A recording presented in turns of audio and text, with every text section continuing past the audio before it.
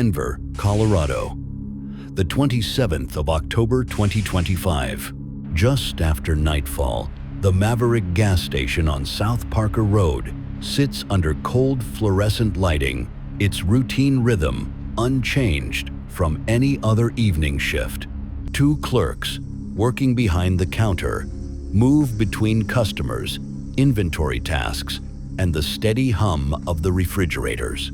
Nothing suggests that within minutes, the store will become the center of a dangerous confrontation involving dozens of gunshots and a citywide police response.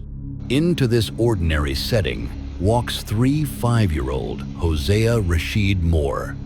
Security footage later shows him entering calmly, carrying no bags and drawing no attention. He moves toward the counter and sets a pack of cigarettes on it, expecting to buy them.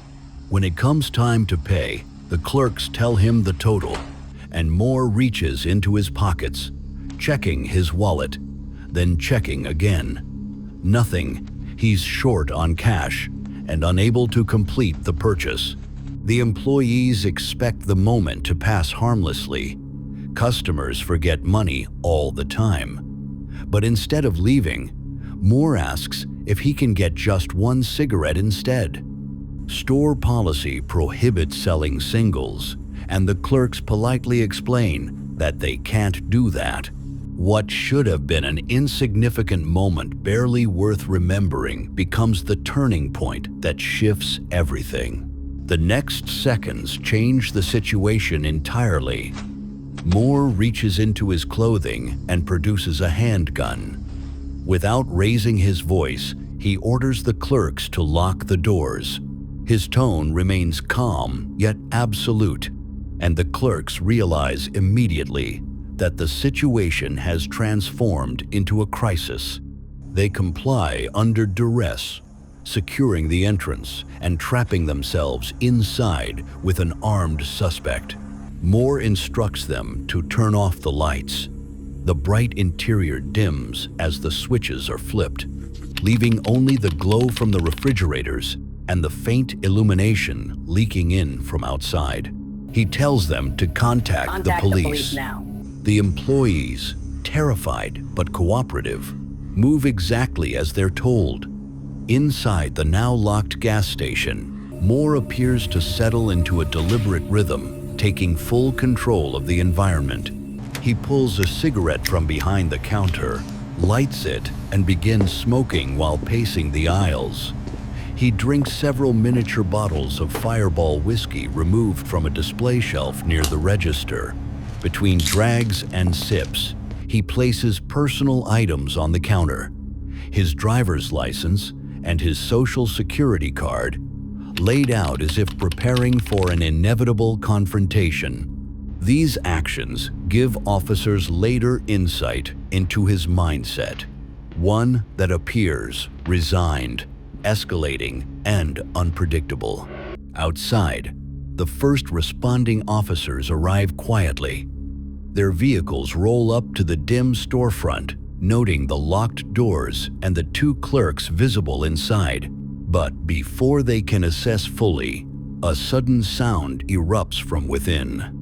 A gunshot echoes against the glass panes and the metal surrounding the entrance.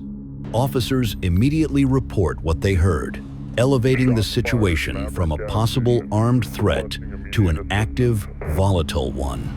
With an armed suspect inside a locked structure, 2 civilians trapped, and an unknown number of live rounds available, the responding officers cannot afford hesitation. They move toward the doors, attempting to make verbal contact. But the interior remains silent and tense. They decide to breach. The glass doorway shatters as officers force entry, pushing through shards and debris. Once inside, they spread out quickly, scanning aisles and covering angles. The clerks, shaken but alive, huddle under orders, trying to stay low and out of the crossfire. Moore is nowhere near the front entrance. He has moved deeper into the store, positioning himself behind the central rows of merchandise. The shelves provide partial cover, obscuring his body, while allowing him the advantage of observing movement in the aisles. The first graze of tension between officers and suspect begins to rise. They search cautiously, aware that Moore is armed and has already discharged at least one round.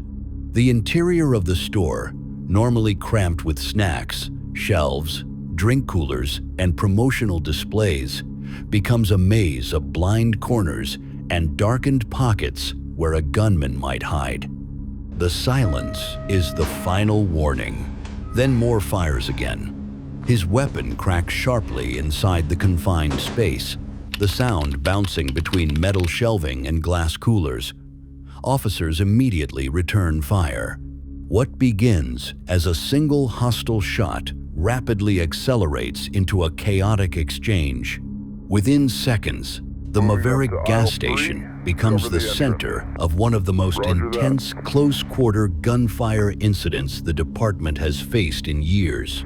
The first shot from Moore forces officers into instant action. Each responding officer drops into position using shelving units and counters as improvised cover. The interior of the store amplifies every sound. The sharp staccato of bullets hitting metal, plastic, and heavy shelves creates a disorienting, echoing environment. The aisles become tactical choke points.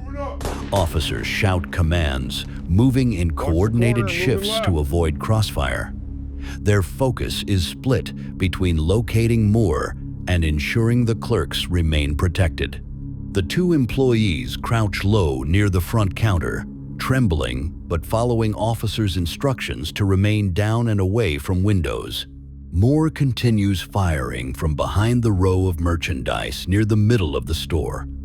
His weapon flashes intermittently through gaps between products, making it difficult for officers to pinpoint his exact location. He uses the shelves for partial concealment, leaning out only long enough to fire several rounds before shifting position.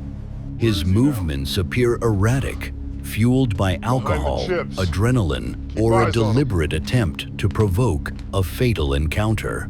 The gunfire intensifies as officers attempt to neutralize the threat. Several rounds strike the shelving near Moore. At least one bullet finds its target. Moore stumbles, loses balance, and collapses behind the merchandise rack. His weapon clatters to the floor beside him. Officers maintain their positions briefly, ensuring that no further movement occurs. The store is filled with smoke, dust, and debris. The floor is littered with fallen products, shattered glass, and spent shell casings. Once it's safe, officers approach, securing the weapon and moving Moore into a position where they can provide medical treatment. He is critically wounded but alive. Officers begin life-saving measures, applying pressure to wounds, and preparing for paramedic arrival. As medical responders enter the scene, the clerks are escorted outside. They suffer minor injuries, abrasions, and impacts from bullet fragments and debris, but both are conscious and able to speak. Their relief is clear as they exit the store, guided by officers who had risked their lives to save them. The wounded officer is transported next, lifted onto a stretcher, and taken to a waiting ambulance. Despite the gunshot wound to his leg, he remains stable.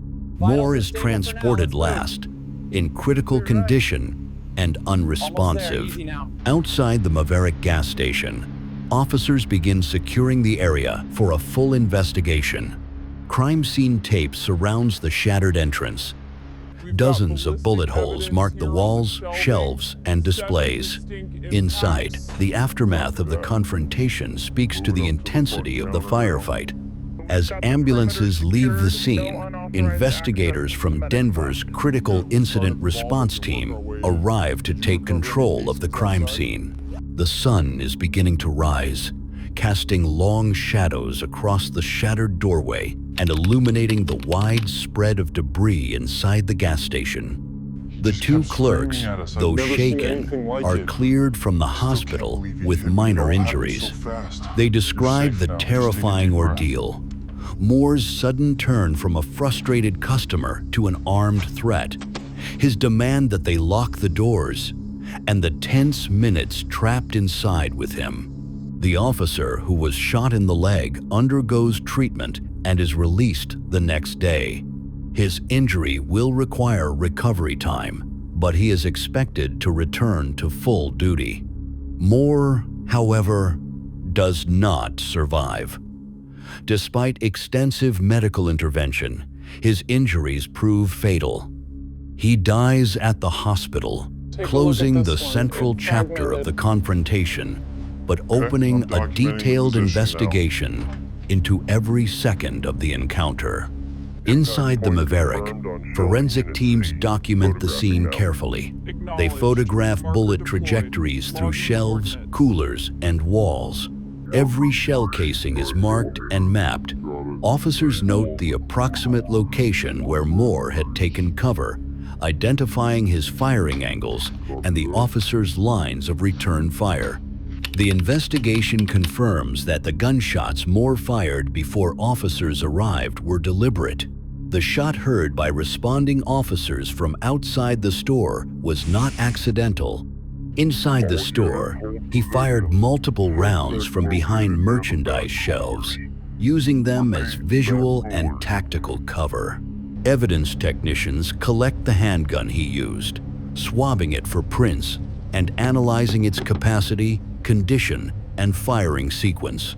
They also retrieve the small Fireball whiskey bottles and Moore's personal documents left on the counter items that add to the understanding of his mindset during the standoff. Surveillance footage provides investigators with a clear timeline. Moore entering the store, attempting to buy cigarettes, growing, agitated, pulling the handgun, and forcing the clerks into a lockdown scenario. Cameras also capture the moment officers breach the doorway, the movement of officers inside, and Moore's firing from behind the shelves. The confrontation results in nearly 70 total rounds exchanged between Moore and police. Forensic analysis confirms that officers maintained coordinated firing patterns and adhered to positional safety protocols during the engagement.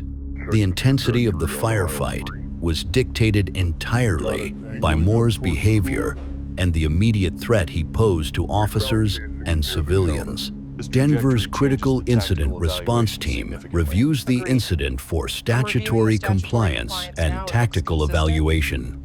Following this, the situation undergoes an internal police assessment to determine whether the officers acted within policy. This multi-tiered review is standard for all officer-involved shootings. Community reaction varies. Some express relief that officers saved the clerks and prevented Moore from inflicting further harm. Others question how a routine disagreement over a pack of cigarettes escalated into a deadly shootout. Mental health advocates highlight the unpredictability of crisis behavior and the vulnerability of frontline workers. The clerks, though traumatized, are publicly recognized for their composure under extreme pressure. Their quick compliance with Moore's demands likely prevented the situation from escalating even more violently before police arrived. Over time, the incident becomes a case study for officer training regarding confined space gunfights, rapid escalation, hostage-like scenarios, and breaching protocol in active shooter environments. The blend of a locked structure, armed suspect, and trapped civilians make it one of the most dangerous categories of police response. Investigators conclude that Moore's actions, brandishing a firearm, firing inside the store, endangering employees, and engaging officers left no alternative but armed intervention. All responding officers acted within departmental expectations, given the threat level, the presence of civilians, and the dynamics of the firefight.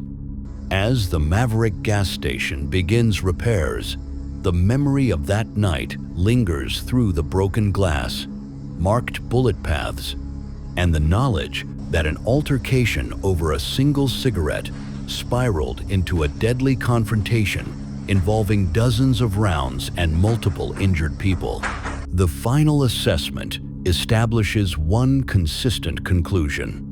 The incident was the result of a rapidly escalating threat created entirely by the armed suspect's decisions, culminating in a fatal exchange that could have cost even more lives had officers not intervened when they did.